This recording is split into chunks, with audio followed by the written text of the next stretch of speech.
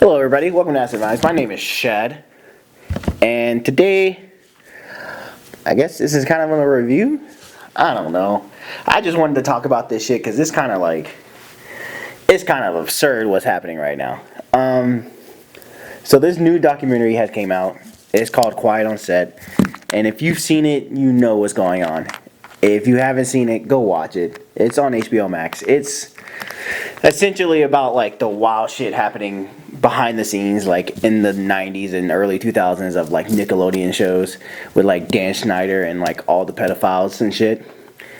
It is the most wild shit I've seen in a long time.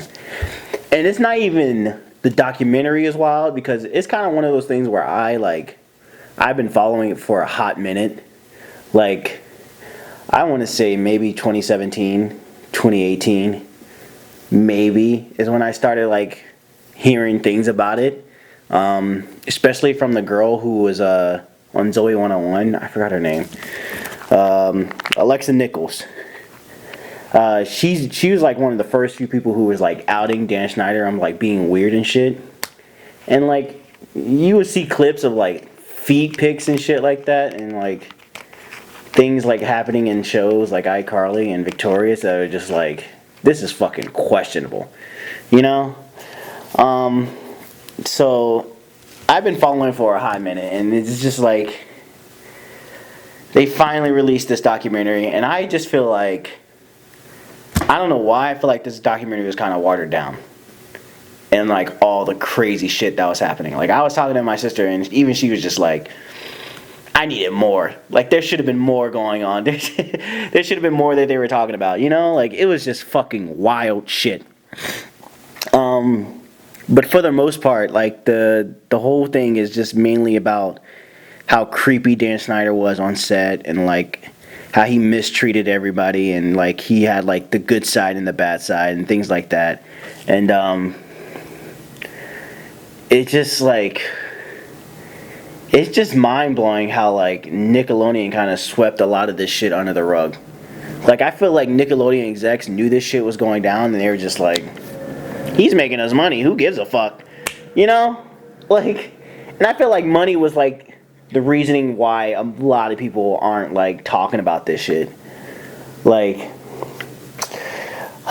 maybe I'm moving too fast. So if you haven't seen this documentary, let me try to like sum it up. Essentially around the time like 99 2000s era, you know, you had shows like All That and The Amanda Show come out, and the creator named Dan Schneider, he would just like add in like real weird innuendos into these shows. And like as a kid watching it growing up, you don't think about it, but now that I'm older and I see that some of the shit that there was going on, I was just like, yeah, this nigga was weird. So, you know, obviously there's a lot of behind the scenes stuff going on that we did not know about. And yeah, the whole documentary is mainly about how he like treated his writers, specifically the women writers, treated other actors on the show, like a lot of the child actors. Like, he would pick and choose. Like, when Amanda Bynes popped up, like, he would like just pure favoritism towards her and just like fuck everybody else.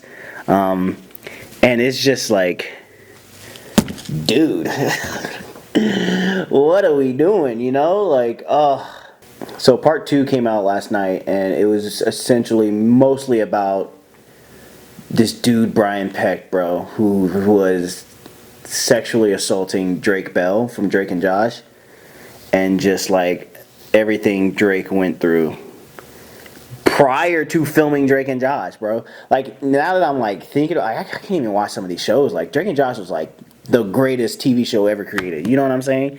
And the fact that like maybe like months before the first episode of the show, this man was getting sodomized by a grown-ass man, bro. Like, it kind of mind-blowing. It kind of makes you not want to watch these shows anymore.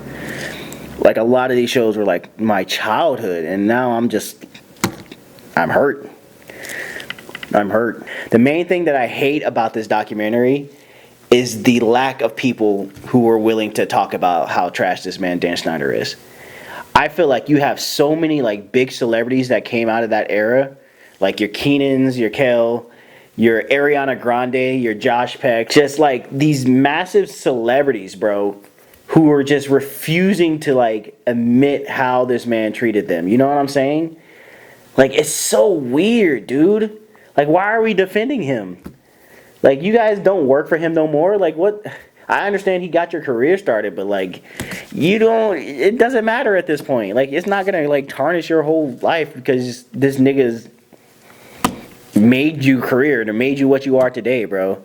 Greed is such a motherfucker, bro. Like, you just... God, bro, it's so gross. It's so gross people defending him still. Even after this documentary, people are still defending him. Like, what? This man hired pedophiles. 3 pedophiles on Nickelodeon, bro. Raping kids. There was this one guy who brought a kid onto set and raped him on set. What? We're defending this? Like, dude. And like the situation with Brian Peck, how he was just like even after like the situation, after Drake sued him, he only got 16 months in prison and then like 200 hours of community service. And then after he finished that, he went to Disney and worked on Sweet Life of Zack and Cody. Hollywood, what are we doing, bro? What are we doing, dog? Oh, dude, it just feels yucky. It just feels gross. And, like, none of the parents, the parents are the worst. Because you can tell, like, some of these parents just look the other way. Like, there was this one scene of this lady who's talking about how her girl was emailing back and forth with one of the pedophiles. And, like, he sent her a nude of him jacking off to her. And just, like, she was like, should I call the cops? I don't know. Maybe I shouldn't call the cops. Bitch, call the cops. What are you talking about, bro? Oh, dude, that's so gross. Like, you parents are just as dumb, dude. Just as dumb as everybody else. The only smart one was Drake's dad, who was, like, immediately, he caught on so quick to, like, that dude who ended up sexually assaulting him. He immediately just knew, like, bro, this nigga is fucking creepy. This dude is creepy as shit. And then there was, I forgot the kid's name, but he was a black kid on all that. His mom was always just like on top of it. And because of it, he got fired because his mom kept asking questions on why shit was being so weird on set. Like, isn't that nuts, bro? And I know that dude probably hated his mom at the time, but bro, she saved your life. She saved your fucking life, guy. Like, it just is mind-blowing to me what was going down on this thing, bro. And I get that, you know, you're there for the money and you have this career ahead of you. I understand, but like, just admit this man was trash, bro. Like, I've been seeing, like, in the past 24 hours, bro, so many old school Nickelodeon, like, stars have been, like, responding to this and have been like, Dan Schneider was great. I don't know what you guys are talking about. Dude, like, this is right in front of your face. And you can see, like, these traumatized people, these child stars who are just traumatized nowadays, dude. You can see how it fucked them up forever. The girl from Zoe 101 Alexis Nicholas, Amanda Bynes is just ruined, dude. Like, have you seen Amanda Bynes lately? She is just, she's gone. She doesn't exist anymore. Fucking Jeanette McCurdy, even though she's fine, but like, you can tell she don't fuck with that shit at all, bro. And it's just like, even Drake Bell now, like, it's sad, dude. It's sad that people are still coming to his fence. And like I was talking to my sister, I feel like they didn't go in hard enough. Because I know for a fact there's way more information out there. There's way more things happening that we just don't know about, bro. And I feel like as a documentary, this was not a good documentary. Only because I feel like they didn't get enough information. And the only reason they didn't get enough information is because everybody's afraid to talk about it. Like, literally, there was this one lady who was one of the writers on the show. She literally was like, why do you think there's only like 2 of us here talking about this shit now? It's because Dan Schneider is a fucking psychopath and we were all terrified of him. Like, I don't believe it, bro. I don't understand, dude. Ugh. This man needs to be put down. I don't care what anyone says. There's no sympathy for this man. Put him down. Him, Brian Peck, who is out there probably raping kids right now as we speak. God, I shouldn't be saying rape like that, but like, fuck, dude. This man, this man was a whole pen pal for fucking John Wayne Gacy. He's a whole pen pal right into John Wayne Gacy while he's in jail, bro. A serial killer of young boys. Red flag, red flag, red flag. How do you not just see that and just be like, maybe he shouldn't be working with kids? Man, I just, God, dude. I just flabbergasted. I mean, I would say go watch it, to see, like, this really ruined my childhood, dude. It really, like, blew my mind, dude. I just can't see. I feel so bad for everybody involved. It's so sad to see. Especially Drake. Drake, the fact that he couldn't even, like, explain to you what this man was doing to him. And, like, we were looking at the police reports, and then the things that were written on the police report, like, it's fucking unbearable.